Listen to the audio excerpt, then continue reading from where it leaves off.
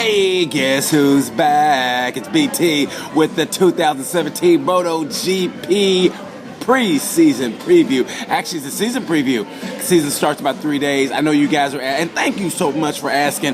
When's the review coming? When's the review coming? It's here. I had to feel it, and I'm feeling it now. I didn't know where I was going to do it, but I feel great now. I just had my stomach's full. I'm listening to great music, so we're going to do it right now. We're talking about the season preview coming up right now. I don't know if I've ever been, I say it every year.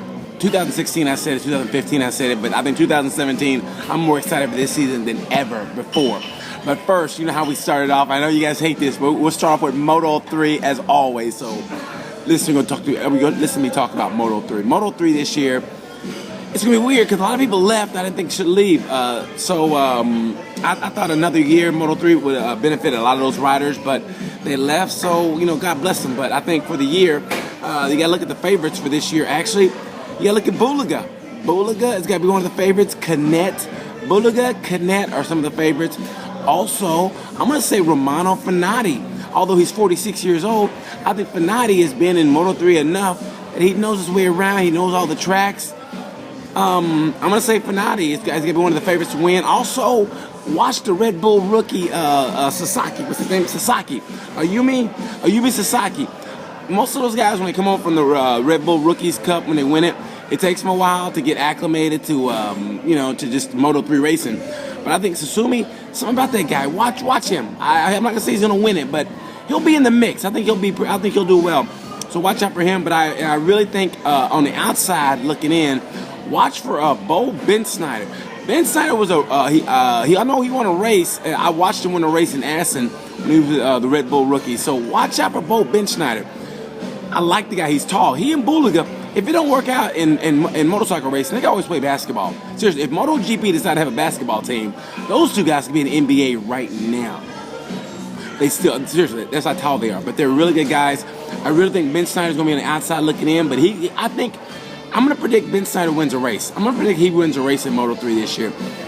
Maybe for the championship, I think he needs to be a little more seasoning, but watch out for Bo Bendsneyder. But I really think to take it all in Moto 3, watch out for Canet, Bulega, and I'm going to say Fenati, because like I said, Fenati's 46 years old. He's almost as old as me. Seriously. But anyway, if he keeps his head on right and he has a good bike, watch out for Fenati. And I hope he gets his head clear, and I hope he gets his shit together, basically. And I hope he comes and has a great year. I want to see the guy do well. I like passionate people. I don't know what happened when he and Valentino's team, but hey, that's the past. So good luck to him. But I predict Fenati to win it all, and watch for Bulega and Canet. Outsider looking in, Bo Bendsneyder. All right, let's move on to Moto 2. Moto 2 is going to be the best it's been in years. Moto 2, heed my words. You're going to watch Moto 2 this year. I'm not going to lie. When Moto 2 came up, when they were in free practice 1, FP1, FP2, I'm not going to lie. I went to sleep. I did. Well, because it was 4 o'clock in the morning, so. But anyway, so I say Moto 2 is going to be the best it's been in years, and I think the favorites, watch out for Alex Marquez, finally. And that's a lot of pressure having, it's like having Jesus as your brother. That's what it's like. It's like, yeah, you're good, Alex, but how's Mark? That's hard. It's a lot of pressure on somebody. Imagine having Jesus as your brother. Yeah, you're nice, but how's Jesus doing? So that's the pressure he had on his back. So Alex Marquez, watch out for Franco Morbidelli. Morbidelli was nipping at the bid last year. Morbidelli, I think, will win more than 3 races this year. Watch out for Morbidelli. Franco Morbidelli, Alex Marquez, that team is loaded. And watch out for I can't get his name. This is so embarrassing. I'm in my own show and I can't get his name. But watch out for Miguel Oliveira. Watch out for Miguel Oliveira. He's back with the Red Bull team, with the KTM team. Watch him. He's familiar with that team. He's got Io as his coach. Watch out for that guy. Watch out for Miguel Oliveira. Other dark horses in Moto 2 that is. Thomas Luthi. Luthi is always there. Watch out for Luthi. I like Baldassari. I don't think he's gonna be consistent enough. There's a lot of other dark horses, but I really like Morbidelli, and I like Nakagami. I like Nakagami, but I really think this is the year that Alex Marquez, or Jesus Jr. as I'm gonna call him because his brother is Jesus. So I'm gonna say Alex Marquez and Franco Morbidelli will battle, but watch out for Luthi. Luthi's got the experience. Watch out for him. Watch out for Miguel Oliveira. I think it's going to be a great year of Moto 2. I think Moto 2 is going to be the best it's been in years. You watch, it's going to be great racing. So watch out for that. Let's move on to Moto 2. MotoGP, that is. MotoGP this year is going to be outstanding. Will they have 9 different races this year? I don't think they will.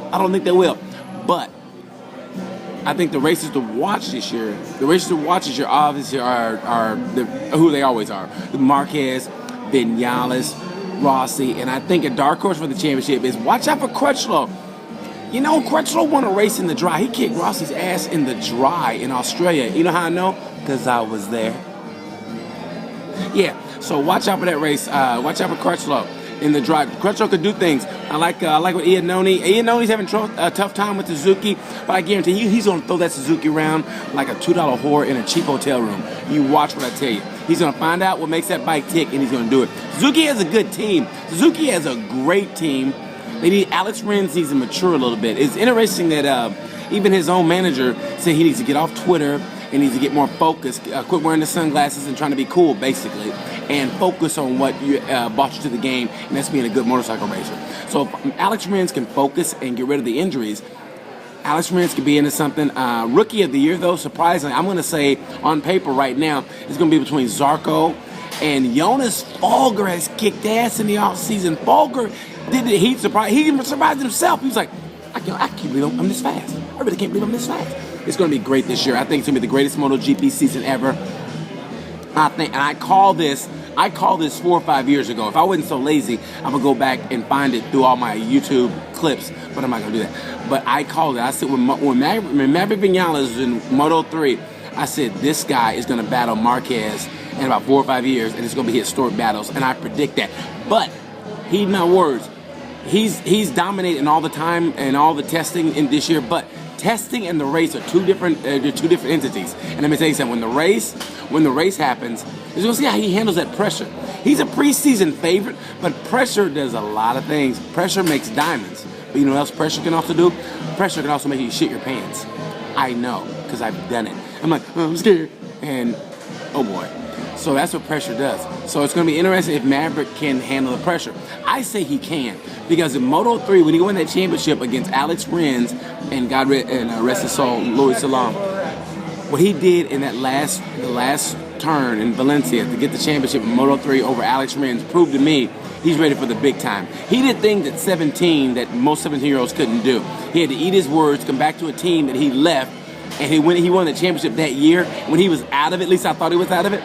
So I think Maverick can handle the pressure, but it's going to be interesting to see that. But what people don't understand is Maverick hardly ever crashes. He pushes, but he only pushes when he has to. Where Marquez push. Vinales pushes when he has to. He's smooth.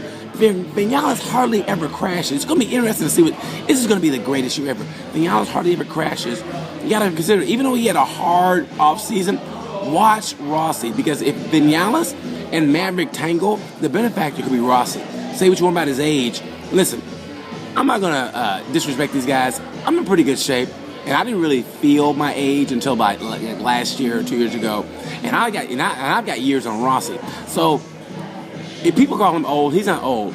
And trust, he's still got it. He's top level at his game. So Rossi can still do it. But if he doesn't do it this year, I'm afraid it's not going to happen. I mean, that's just the way I see it. So Rossi has to do it this year, and he can, because if Vinales and Marquez take each other out, Rossi could be the benefactor. As well as, no one's talking about Pedrosa. I like to see what Pedrosa's going to do.